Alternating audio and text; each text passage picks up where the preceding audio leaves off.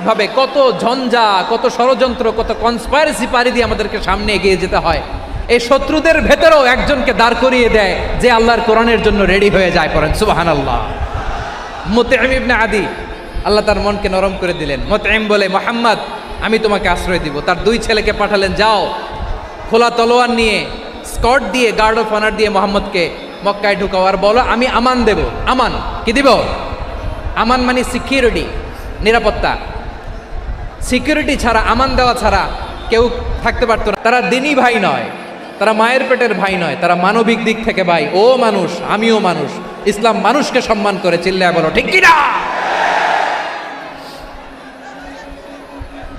যারা আমাদের অস্তিত্বকে নিশ্চিহ্ন করতে চায়, যারা আমাদের ভূখণ্ডকে দখল করতে চায়, যারা আমাদেরকে নিয়ে মকারি করে, ফান করে, টিটকারি করে, আমার ধর্ম নিয়ে খেলা করে, তাচ্ছিল্য করে, ওদের বিরুদ্ধে আমাদের জিহাদ। সাধারণ মুসলিম আমাদের শত্রু নয়। শুধু তাই নয়, যাকে যে সম্মান দেয়ার আমার নবী দিতেন, হোক আস্তিক হোক নাস্তিক, হোক মুসলিম হোক অমুসলিম। এমন চমৎকার দেহাবয়ব দিয়ে রব্বুল আলামিন কাউকে বানান নাই। এরকম চমৎকার মানুষটাকে তারা তায়েফের ওই জমিনে রক্তাক্ত করেছে। বিশ্বনবী দুনিয়ার কোনো স্বার্থের জন্য সেখানে যান নাই, নিজের কোনো লাভের জন্য, প্রাপ্তির জন্য যান নাই। তায়েফবাসীদের জাহান্নামের আগুন থেকে বাঁচাতে গিয়েছেন। ঠিক কিনা বলেন? খেয়ে না খেয়ে দিন প্রচারের কাজে নিজেকে দিয়েছ বিলিয়ে। তায়েফের কাফিরেরা চিনল না সে আলো, দুষ্ট ছেলেদের পিছু দিল লেলিয়ে। পাথরের আঘাতে ক্ষত বিক্ষত হয়ে সারা শরীর থেকে রক্ত ঝরে। হে রাসূল তোমাকে ভুলি আমি কেমন করে, হে রাসূল তোমাকে ভুলি আমি কেমন করে। পারেন না আপনারা? ধরুন আমার সাথে। হাজার ব্যথা বেদনার পরে ফিরে আসনি তুমি আপন ঘরে। দিনের আলো তুমি ছড়িয়ে দিতে চলে গেলে মদিনায় মক্কা ছেড়ে। হে রাসূল তোমাকে ভুলি আমি কেমন করে, হে রাসূল তোমাকে ভুলি আমি কেমন করে। ঠিক কিনা বলেন? প্রিয় ভাইরা, তায়েফের ছেলেরা নবীকে রক্তাক্ত করলো। আমার নবী কই যাবে? কই যাবে? মক্কায় জায়গা নাই, তায়েফে জায়গা নাই। তায়েফ থেকে ভারাক্রান্ত মন নিয়ে আমার নবী মক্কায় ফিরে আসলেন। বিশ্বনবী মক্কায় ঢুকতে পারেন না। মক্কার মরুভূমির দিকে তাকিয়ে, উপত্যকার দিকে তাকিয়ে বিশ্বনবী ধা ধা করে কাঁদেন, ঝরঝর করে। নবীর চেহারা মোবারক থেকে চোখের পানিগুলো বেয়ে বেয়ে পড়ে। আমার জন্মস্থান, আমার শৈশব, কৈশোর, যৌবন কেটেছে এই মক্কায়। আমার এলাকায় আমি ঢুকতে পারি না। বিশ্বনবী মক্কার অনতি দূরে দাঁড়িয়ে জায়েদকে পাঠালেন, জায়েদ যাও দেখো কেউ আমাকে সাপোর্ট করার মতো আছে কিনা, যাও অমুকের কাছে যাও। জায়েদ গেলেন, তারাও প্রত্যাখ্যান করে ফিরিয়ে দেয়। বিশ্বনবী বললেন যাও অমুক লোকের কাছে যাও, তিনিও প্রত্যাখ্যান করে ফিরিয়ে দিলেন। কেউ বিশ্বনবীকে আশ্রয় দিতে রাজি হয় না।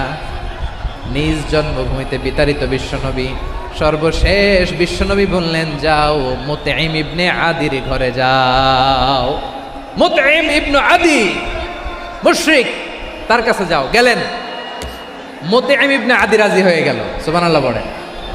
দেখেন, অনেক বিপদের সময়ও আমি নিজে সাক্ষী, সামাজিকভাবে, রাজনৈতিকভাবে কত ঝঞ্ঝা, কত ষড়যন্ত্র, কত কনস্পাইরেসি পাড়ি দিয়ে আমাদেরকে সামনে এগিয়ে যেতে হয়। এই শত্রুদের ভেতরেও একজনকে দাঁড় করিয়ে দেয় যে আল্লাহর কোরআনের জন্য রেডি হয়ে যায়। পড়েন সুবহানাল্লাহ। মুতঈম ইবনে আদি, আল্লাহ তার মনকে নরম করে দিলেন। মুতঈম বলে, মোহাম্মদ আমি তোমাকে আশ্রয় দিব। তার দুই ছেলেকে পাঠালেন, যাও খোলা তলোয়ার নিয়ে, স্কট দিয়ে, গার্ড অফ অনার দিয়ে মোহাম্মদকে মক্কায় ঢুকাও, আর বলো আমি আমান দেব। আমান কি দিব? আমান মানে সিকিউরিটি, নিরাপত্তা। সিকিউরিটি ছাড়া, আমান দেওয়া ছাড়া কেউ থাকতে পারতো না মক্কায়। দুই ছেলে বিষ্ণু ঈসা ইসলামকে নিয়ে আসলো। নবী কাবার চারদিকে তাওয়াফ করলেন, নামাজ পড়লেন, আবু জাহেল, উতবা, সাইবা, ওয়ালিদ ইবনে মুগীরা সবাই দেখে, কেউ কিছু করতে পারে না। কারণ মুতঈম ইবনে আদি ঘোষণা দিয়েছেন, আমি মুহাম্মদকে আমান দিয়েছি, মুহাম্মদের গায়ে যেন কেউ স্পর্শ না করে। আওয়াজ করে পড়েন সুবহানাল্লাহ। নবীর এই বিপদকালে মুহূর্তে মুতঈমের হৃদয়টারে নরম করে দিল কে? আচ্ছা, লালমনিরহাটের ভাইয়েরা বলেন, এই মুতঈম কি মুসলিম ছিল না মুশরিক? সবাই বলতে হবে, মুসলিম না মুশরিক? তাহলে মুশরিকের কাছ থেকে নবী পলিটিক্যাল অ্যাসাইলাম, আধুনিক রাষ্ট্রবিজ্ঞানের ভাষায় পলিটিক্যাল অ্যাসাইলাম, যেটাকে বলে রাজনৈতিক আশ্রয়, ওনার আমান বা নিরাপত্তার এই ঘোষণায় তিনি মক্কায় ঢুকলেন। যতদিন নিরাপত্তা ছিল ছিলেন। মুতিম যখন মারা গেল, বিষ্ণু ইসলাম হিজরত করে মদিনায় চলে গেলেন। সুবহানাল্লাহ। কিন্তু মুতিম যে বিশ্বনবীর উপকার করছে এটা বিশ্বনবী ভুলে নাই। আমাদের অনেকে আছে উপকার করার পরে আর খেয়াল থাকে না, খাওয়ার পরে গলা দিয়ে নামলে আর খেয়াল থাকে না, এরকম আছে না নাই? আমার নবী ভুলে নাই। বদরের প্রান্তরে 70 জন কাফেরকে যখন বন্দি করে বিশ্বনবীর সামনে হাঁটু গেড়ে দাঁড় করানো হলো, বসানো হলো, 70 জন কাফের। কয়জন? বিশ্বনবী তাদের দিকে তাকিয়ে বললেন, সহিহ বুখারীর বর্ণনা, লাউ কানাল মুতঈম ইবনে আদি হাইয়ান সুম্মা কাল্লামানি হাউলা ইন্নাতনা লা তারাকতুহুম লাহু। বদরের প্রান্তরে 70 জন বন্দি কাফিরের দিকে তাকিয়ে আমার নবী বললেন, আজকে মুতঈম ইবনে আদি যদি বেঁচে থাকতো আর তোমাদের 70 জনের ব্যাপারে যদি মুতঈম এক বাক্যে একটা সুপারিশ করত, তার সম্মানে আজকে তোদের সবাইরে আমি মাফ করে দিতাম। সুবহানাল্লাহ নাই? ওই যে চিল্লাচিল্লি যে কথা বোঝে নাই, কোন জিনিস মিস করছে ওরা নিজেরাও বোঝে নাই। বিশ্বনবী মুতঈমের এই সাহায্যের কথা বলে নাই। 70 জন মুশরিক হাঁটু গেড়ে বসা, নবী চাইলে এখনই এক্সিকিউশন অর্ডার দিতে পারে। তিনি বললেন, আজকে যদি মুতঈম বেঁচে থাকতো আর মুতঈম যদি তোদের জন্য সুপারিশ করতে, এই আবর্জনাগুলোর ব্যাপারে সুপারিশ করতে, আমি মুহূর্তেই তোদেরকে এমনি মাফ করে দিতাম। এবার বলেন, ইসলাম কি ন্যারো মাইন্ডেড না ব্রড মাইন্ডেড? শুধু তাই নয়, যাকে যে সম্মান দেয়ার আমার নবী দিতেন, হোক আস্তিক হোক নাস্তিক, হোক মুসলিম হোক অমুসলিম। বিষ্ণু ইসলাম যখন রোমান সম্রাটের কাছে চিঠি লিখেছেন, রোমান সম্রাটের কাছে বিশ্বনবী যখন চিঠি লিখলেন মিন মুহাম্মদ রাসূলিল্লাহ ইলা হিরাকলা আযীমির রোম, মুহাম্মদের পক্ষ থেকে হিরাক্লিয়াসের কাছে, যিনি হচ্ছেন আযীমির রোম। এটা নবী নিজ থেকে বানায় লিখছেন অতিরিক্ত সম্মান দিয়ে। কোন রাষ্ট্রপ্রধান যখন আসে তাদেরকে আমরা কি বলি জানেন? তার নামের শেষে HE এটা লিখতে হয়, H.E. মানে হিজ এক্সেলেন্সি। কি লেখে? হিজ এক্সেলেন্টি, অথবা ইউর হাইনেস, ইউর ম্যাজেস্টি। দেখেন, বিশ্বনবী সাল্লাল্লাহু আলাইহি ওয়াসাল্লাম সব নবীদেরও নবী, তিনি একজন মুশরিক খ্রিস্টান সম্রাট রোমান সম্রাটের কাছে চিঠি লিখতে যায়, লিখতেছে ইলা হিরাকলা আযীমির রোম, হিরাক্লিয়াসের কাছে আমার চিঠি, যিনি রোমের আযীম, হিজ হাইনেস, মানে রোমের অনেক সম্মানিত এক বাহাদুর। আওয়াজ করে বলেন সুবহানাল্লাহ। তার মানে যাকে যে সম্মান দেয়ার এটা বিশ্বনবী দিতেন। এমনকি যেই ইহুদিরা ভালো ছিল, এই ইহুদিদেরও প্রশংসা করেছেন বিশ্বনবী মুহাম্মদুর রাসূলুল্লাহ সাল্লাল্লাহু আলাইহি ওয়াসাল্লাম। এক ইহুদির প্রশংসা করেছেন বিশ্বনবী। ইহুদির কার? কার? আমি তো আমার ভাইয়ের প্রশংসা করি না, আমি তো এক আলেম আরেক আলেমরে স্পেস দেই না, আমি তো এক দায়ী আরেক দায়ীর সাথে বসতে চাই না। আমার নবী ইহুদির প্রশংসা করে। কার প্রশংসা? ওই ইহুদির নাম ছিল মুখাইরেক। সিরাত গ্রন্থ ঘাটলে পাবেন। তিনি বলেছেন, মুখাইরেক খাইরু ইয়াহুদ, মুখাইরেক is the best of the Jews. জুইশদের মধ্যে সে সবচেয়ে ভালো। কেন প্রশংসা করলেন তার? এর কারণ মদিনা চার্টারে কথা ছিল সব ধর্মের মুসলিম, মুশরিক, ইহুদিরা মিলে মদিনাকে রক্ষা করবে। কিন্তু 3য় হিজরিতে যখন উহুদের যুদ্ধ শুরু হলো, সবার কথা ছিল যেই আক্রমণ করে আমরা মদিনাকে বাঁচাবো। কোন শহরকে বাঁচাবো? মদিনাকে। কিন্তু কুরাইশরা যখন অ্যাটাক করলো, ইহুদিরা আর আসে না, ইহুদিরা আর বেরোয় না। বিষ্ণু বললেন, ওহে ইহুদিরা, তোমরা না চুক্তি করলে আমার সাথে যে মদিনা বাঁচাতে সবাই ঝাঁপিয়ে পড়বো, আসো। একটা ইহুদিও বেরোয় না, কেউ আসে নাই সেদিন, একজন ছাড়া। তার নাম মুখাইরেক। তার নাম কি? মুখাইরেক বাহাদুরের মতো ঘোড় সাওয়ার হয়ে বেরিয়ে গেলেন এবং বললেন, গোটা ইহুদি সাম্রাজ্যের একজনও যদি না আসে, আমি মুখাইরেককে কেউ ঘরে আটকে রাখতে পারবে না। বেরিয়ে আসলেন, এসে বললেন, আমি মুহাম্মদের পক্ষে যুদ্ধ করব। আমি মারা গেলে আমার সম্পদ আমার উত্তরাধিকারীরা পাবে না, আমার সম্পদ তোমরা মুহাম্মদকে দিয়ে দিবা। সুবহানাল্লাহ বলেন। উহুদের ময়দানে 70 জন মুসলমান শহীদ হলো। এই ইহুদি সেও মুসলমানের পক্ষে যুদ্ধ করে নিহত হলো। সুবহানাল্লাহ বলেন। মুসলিমদের লাশ যখন নিয়ে আসা হলো, এই মুখাইরিকের লাশও নিয়ে আসা হলো। মুসলিমদের লাশের পাশে মুখাইরিকের লাশ দেখে বিশ্বনবী মুখাইরিকের প্রতি অনেক খুশি হলেন। আর বিশ্বনবী খুশি হয়ে বললেন, মুখাইরিক খৈরু ইয়াহুদ, মুখাইরিক যদিও তুমি ইহুদি, তারপরেও তুমি সব ইহুদিদের মধ্যে সেরা ইহুদি। পড়েন সুবহানাল্লাহ। আমার নবী ইহুদিকেও সম্মান দিতে কার্পণ্য করে নাই। আওয়াজ করে বলেন আল্লাহু আকবার।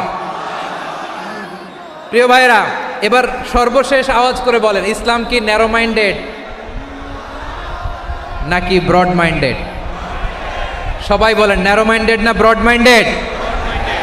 এজন্য অমুসলিম হইলেই তারা আমাদের শত্রু নয়। শত্রু কারা? শত্রু কারা? যে সমস্ত অমুসলিম আমাদেরকে নিশ্চিহ্ন করে দিতে চায়, যে সমস্ত অমুসলিম আমাদের ভূখণ্ড থেকে আমাদেরকে তাড়িয়ে দিতে চায়, যে সমস্ত অমুসলিম আমার ধর্ম নিয়ে তুচ্ছতাচ্ছিল্য করে চিল্লায় বলেন ঠিক কিনা, তারা আমাদের শত্রু। সাধারণ অমুসলিমরা আমার শত্রু নয়। এই যে হিন্দুরা থাকে, এরা আমার ভাই, বৌদ্ধরা আমার ভাই, খ্রিস্টানরা আমার ভাই, ইহুদিরা আমার ভাই।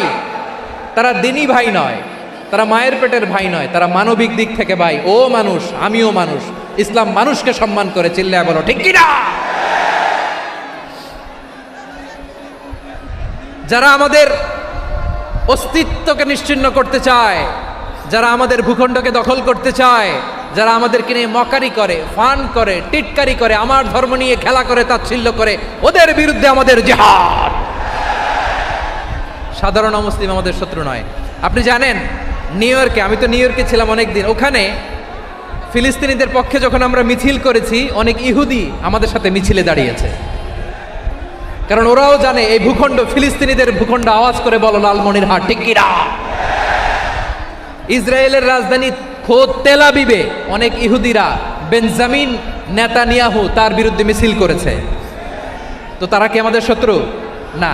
অনেক খ্রিস্টান আমাদের সাথে আমাদের স্বার্থ রক্ষায় আমাদের পাশে দাঁড়িয়েছে। খেয়াল রাখবেন, হিন্দু আর হিন্দুত্ববাদ এক নয়, ইহুদি ধর্ম আর জায়নিজম এক নয়।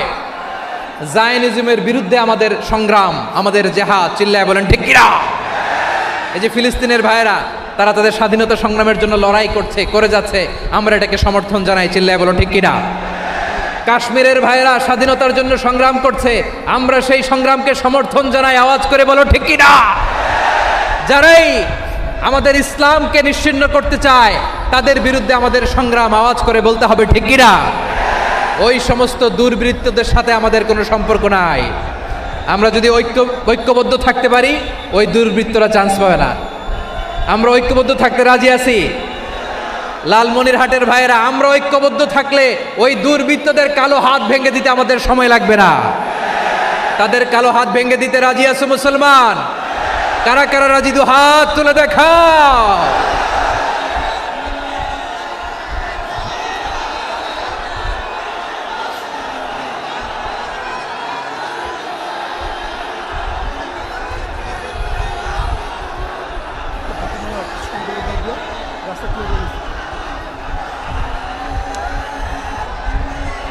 আমার প্রাণপ্রিয় লালমনিরহাটের ভাইয়েরা, শত্রু কাফের আর অশত্রু কাফেরের মধ্যে পার্থক্য আছে না নাই? আবু তালেবও মুশরিক, আবু জাহেলও মুশরিক, কিন্তু দুই মুশরিকে পার্থক্য আছে না নাই? আবু তালেব নবীর চাচা, মুশরিক, মারা গিয়েছে মুশরিক অবস্থায়, কিন্তু আজীবন আমার নবীকে আগলে রেখেছে, আমার নবীকে সাপোর্ট করেছে, ভালোবেসেছে।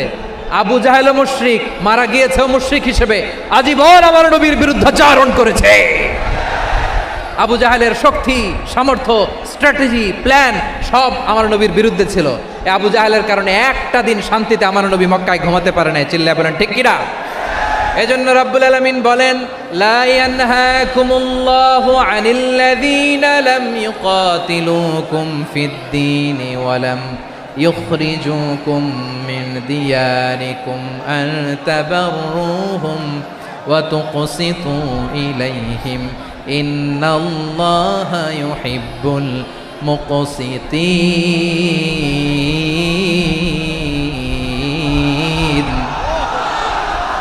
আল্লাহ বলে গোলামেরা শোনো শোনো, যে সমস্ত অমুসলিম তোমাদের সাথে ধর্মযুদ্ধে লিপ্ত হয় না, তোমাদের বিরুদ্ধে যে সমস্ত অমুসলিম অস্ত্র ধরে না, যে সমস্ত অমুসলিম তোমাদেরকে তোমাদের জন্মস্থান থেকে ভূখণ্ড থেকে তাড়িয়ে দেয় না, তাদের সাথে ভালো আচরণ করতে আমি আল্লাহ নিষেধ করি নাই। তাদের সাথে সদাচরণে কোনো নিষেধাজ্ঞা নাই, বরং তাদের সাথে সদাচরণ করো, এটাই আমি আল্লাহ চাই। তাহলে আমার যে অমুসলিমরা আমাদের সাথে শত্রুতা করে না, তুচ্ছতাচ্ছিল্য করে না, আমাদের ভূমি থেকে আমাদেরকে উচ্ছেদ করতে চায় না, আমাদের বিরুদ্ধে অস্ত্র ধরে না, ওই অমুসলিম ভাইদের সাথে আমাদের কোনো দ্বন্দ্ব আছে? কোনো বিরোধ আছে? বরং আছে ভালোবাসা। বরং আছে কি? এই ভালোবাসা দিয়েই আমরা বিশ্ব জয় করব। রাজি আছো মুসলমান? আমাদের পুঁজি ভালোবাসা। আমাদের পুঁজি কি? এবার আওয়াজ করে বলেন, আমার এই পুরো আলোচনা থেকে the religious coexistence, peaceful coexistence, শান্তিপূর্ণ সহাবস্থান, কমিউনাল হারমোনি, এই সাম্প্রদায়িক সম্প্রীতি, এই আলোচনা থেকে কি বুঝলেন? ইসলাম কি ন্যারো মাইন্ডেড না ব্রড মাইন্ডেড? এই ব্রড মাইন্ডেড হৃদয় নিয়ে ভালোবাসা দিয়ে আমরা বিশ্ব জয় করতে চাই। রাজি আছেন? আল্লাহ কবুল করুক। আমরা সবাই পড়ি আমিন।